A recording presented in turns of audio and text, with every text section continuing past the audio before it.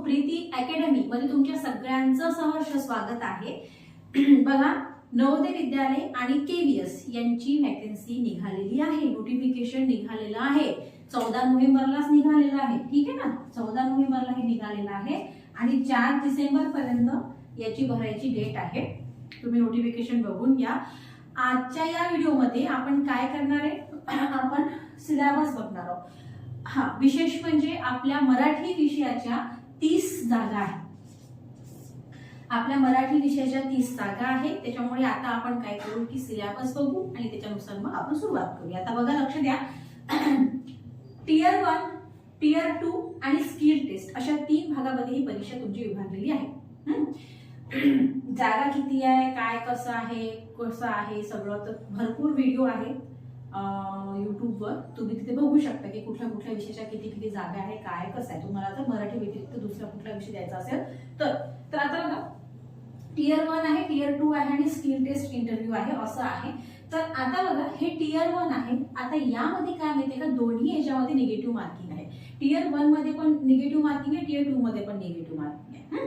मग आता बघा, टियर 1 मध्ये बघा काय काय यांनी दिलेलं आहे। सर्वप्रथम यांनी रिझनिंग दिलेलं आहे, इथे निगेटिव्ह मार्किंग आहे। रिझनिंग आहे, 20 प्रश्न आहे, त्याला 60 मार्क आहे। इच क्वेश्चन, प्रत्येक प्रश्नाला 3 मार्क आहे, म्हणजे 20 60 असे 3 मार्क आहे। न्यूमेरिक ॲबिलिटी आहे, न्यूमेरिकल ॲबिलिटी 20 प्रश्न आहे, 60 मार्काचे। बेसिक कॉम्प्युटर लिटरसी आहे, 20 प्रश्न आहे, 60 मार्काचे। जनरल नॉलेज आहे, 20 प्रश्न, 60 मार्काचे। Language competency based test English आहे, 10 मार्क, इथे मार्क कमी आहे, 10 मार्क आहे, 30 प्रश्न आहे, सॉरी 10 प्रश्न आहे, 30 मार्क आहे।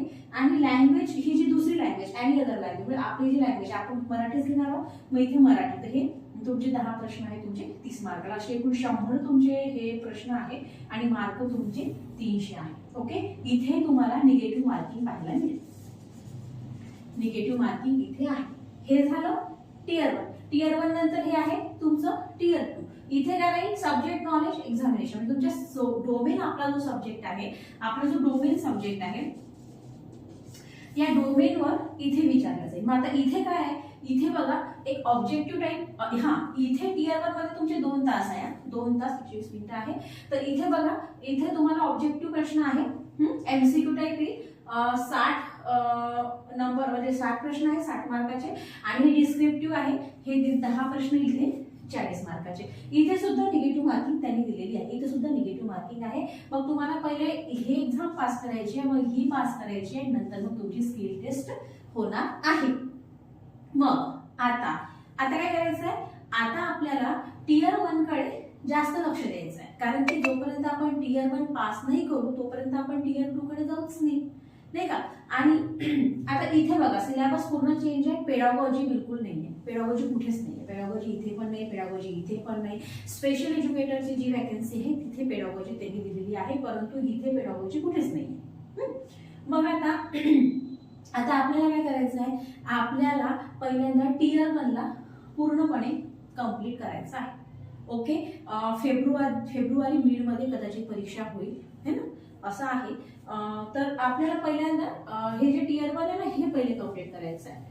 ओके, इथे आपल्याला हे कंप्लीट करायचं, त्याच्यानंतर मग आपल्याला इथे पास झाल्यानंतरच टियर 2 चा आपण विचार करू शकतो, नाही तर टियर 2 चा विचारच करू शकत नाही। सोबत अभ्यास करू नका, टियर 1 टियर 2 अभ्यास करू नका, पहिले टियर 1च करा, तिथे पास व्हा, मग समोरचं बघू। आणि स्किल टेस्ट इंटरव्ह्यू ते तर मग समोरचीच गोष्ट आहे। त्याच्यानंतर आता बघा, लक्ष द्या। आता आपल्याला जेव्हा आपल्याला हे जे टियर 1 करायचं आहे, तेव्हा आपल्याला काय करायचं आहे, तर आपल्याला काय करायचं आहे, केवीएस, एनव्हीएस, ओके, ह्यांचे जे काही प्रिव्हियस इयरचे प्रश्न उत्तर आहेत, पीवायक्यू जे आहे ते पीवायक्यू आपल्याला इथे अभ्यासावे लागणार आहे। कारण की बघा, सगळे याचं वेटेज आहे, मार्काचं वेटेज असतं, सगळ्या विषयाला 20 मार्क आहे, 26 प्रश्न आहे, 20 मार्क बघा किती जास्त आहे की प्रत्येकाला। तुम्ही कॉम्प्युटर लिटरसी यांनी वाढवली आहे, इतक्या आतापर्यंत कॉम्प्युटर लिटरसी नव्हती, एवढी जास्त नव्हती, 10 प्रश्न ते विचारत होते। आता कॉम्प्युटर लिटरसी बघा त्यांची किती केलेली आहे त्यांनी, आणि हे आलेलं आहे, इथे एक ऍड झालेलं आहे इथे, त्याच्यामुळे आपल्याला सगळ्याचा अभ्यास करावा लागणार आहे। मग आता आपण काय करू, आपण आपले जे काही लेक्चर्स आहे, आपले जे काही हे जे आहे लेक्चर्स जे आहे ते आपण सोमवारपासून चालू करूया। ओके, सोमवारपासून हे आपले स्टार्ट होईल आणि सोमवारपासून मी काय करेन की जितके आतापर्यंत झालेले आहे KVS मध्ये, तुमच्या NVS मध्ये, तुमच्या DSSB मध्ये जितके प्रश्न आतापर्यंत झालेले आहे त्या सगळ्यांचे PYQ आपण करणार, सगळ्यांचे PYQ आपण इथे अभ्यासणार आहोत, जास्तीत जास्त प्रकारे आपण अभ्यासणार आहोत. आणि जर कोणाला गरज असेल की मला कोर्स लावायची आहे, कोर्स मला लावायचा आहे, तर तुम्ही मला या व्हिडिओच्या खाली मेसेज करा की आम्हाला कोर्स लावायचा आहे म्हणून, मग मी तुम्हाला तुमच्याशी संपर्क साधेन. ओके. तर मग आता बघा आपल्याला माझे एका दिवसामध्ये 2-2 व्हिडिओ येतील आता, कारण की आता एक्झाम आलेली आहे त्याच्यामुळे आपल्याला आता लक्ष द्यावं लागणार आहे, लवकर लवकर कंप्लीट करावं लागणार आहे.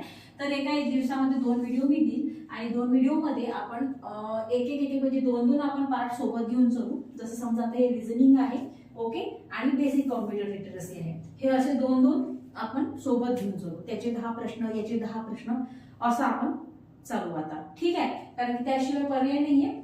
आणि ही एकदा टेस्ट आपण चांगल्या प्रकारे पास केली, चांगल्या प्रकारे आपलं झालं, तर मग आपण Tier 2 ला आपण आपल्या मराठी विषय तर आहेच, मराठी विषय तर सोपाच आहे, जास्त काही हार्ड नाही आहे, तो आपण करू शकतो. पहिल्यांदा आपल्याला हे पास होणं फार गरजेचं आहे. ओके. आता ही परीक्षा ऑफलाईन आहे, परीक्षा ऑफलाईन आहे, OMR बेस प्रश्न पेपर यामध्ये होणार आहे. ठीक आहे मग तर मग आता आपण सोमवारपासून सुरू करूया. सोमवारपासून आपण सुरुवातीला हे करू, आपलं Tier 1चं करू, रिझनिंग, न्यूमेरिक ॲबिलिटी, जितके काही PYQ आहे. आणि केंद्रीय विद्यालयामध्ये जे काही तुमचे JSA हा एक ह्यांचा जो काही पेपर वगैरे झाला होता ना, ह्यांचे पेपर झाले होते. त्याच्यानंतर प्रिन्सिपल आणि नॉन टीचिंग पोस्टचे जे काही पेपर होते ना, नॉन टीचिंग पोस्टवाले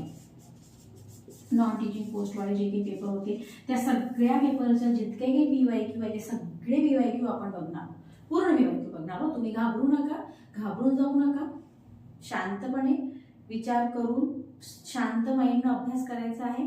एकदम खडबडून जायचं नाही, आलं पेपरला आता काय करायचं असं करायचं नाहीये. बिलकुल शांतपणे अभ्यास करायचा आहे. आणि जर तुम्ही शांतपणे अभ्यास केला आणि मी जे तुम्हाला व्हिडिओ थ्रू सांगत आहे ते तुम्ही जर समजा ते प्रश्न लिहून घेतले, एका ठिकाणी रिझनिंगचे प्रश्न लिहून घेतले, त्याच्यानंतर न्यूमेरिक ॲबिलिटी जे काही आहे प्रश्न उत्तर, ते GK आहे तुमचा. इथे जे आहे ना, हे जे एनी अदर लँग्वेज, इथे आपल्याला मराठी घ्यायची तर इथे आपल्याला हे सोपंच आहे, कारण की आपली मराठी लँग्वेज आपल्याला ग्रामर येतेच, इथे सोपंच आहे. आपल्याला हे एवढं लिहूनच करायचं आहे, इथेच आपल्याला जास्त वेळ द्यायचा आहे. तर आपण करू, आपण एक 2-2 आपण एखादा म्हणजे रिझनिंग आहे का, एक दिवस 10 प्रश्न रिझनिंगचे, 10 प्रश्न कम्प्युटर लिटरसीचे, किंवा मग 10 प्रश्न इंग्रजी ग्रामरचे, असे आपण करत आपण आपला सिलेबस लवकरात लवकर कम्प्लीट करण्याचा प्रयत्न करूया. ओके.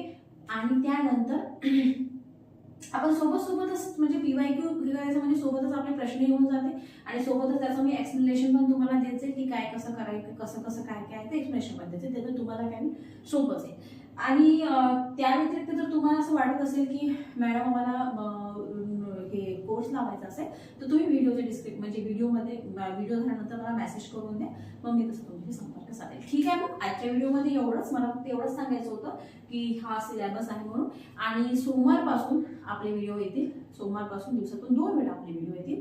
तर तुम्ही कनेक्ट राहा, त्यातून तुम्हाला पूर्ण इन्फॉर्मेशन पण मिळेल आणि तुमचा अभ्यास पण चांगल्या प्रकारे. ठीक आहे. थँक्यू.